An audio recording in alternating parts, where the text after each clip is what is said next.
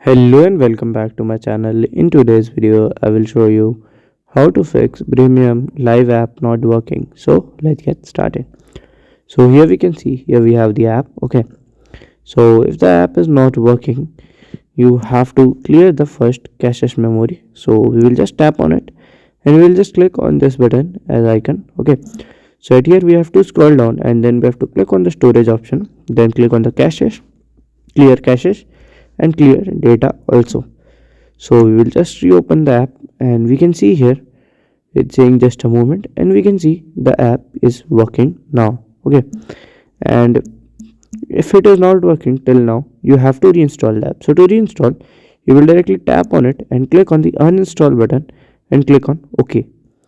After that, your app will be uninstalled and you have to reinstall the app from your Play Store, and from here the app will be start working.